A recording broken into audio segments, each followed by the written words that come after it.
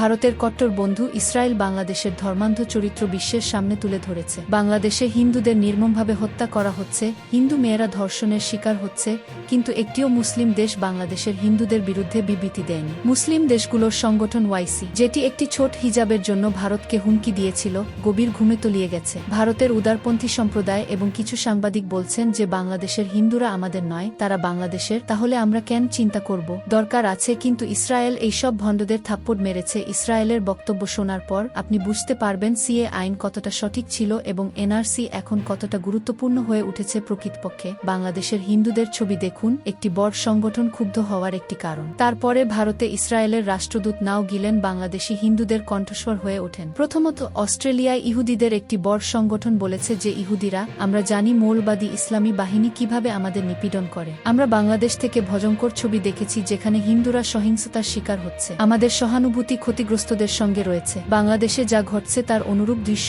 অনেক দেশেই ঘটেছে। এটা উগ্র ইসলামের চরিত্র। আমরা চাই অস্ট্রেলিয়া সরকার এটা বন্ধ করুক। এই বিষয়ে একটি বিবৃতি দিন। ইহুদি সংগঠনের এই বক্তব্য দেখে ভারত ও বিশ্বের কোটি কোটি হিন্দু আবেগাপ্লুত হয়ে পড়েছেন। হিন্দুরা বিশ্বাস করে যে বাংলাদেশের হিন্দুদের অবস্থা দেখে বিশ্বের সব দেশ যখন চোখ বন্ধ করেছে, তখন তা ইসরায়েলের ইহুদিরা। ভারতে নিযুক্ত ইসরায়েলের রাষ্ট্রদূত নার গিলানও বলেছেন যে বাংলাদেশে হিন্দুদের উপর যে নৃশংসতা চলছে তাতে তিনি ব্যথিত। যেভাবে মন্দির ভেঙে ফেলা হচ্ছে তা ভীতিজনক। আপনাকে বলা যাক যে ইসরায়েল হিন্দুদের জন্য তার আওয়াজ তুলেছে, তা দেখে ভালো লাগছে। প্রধানমন্ত্রী মোদি বাংলাদেশকেও সতর্ক করেছেন যে হিন্দুদের কিছু হবে না।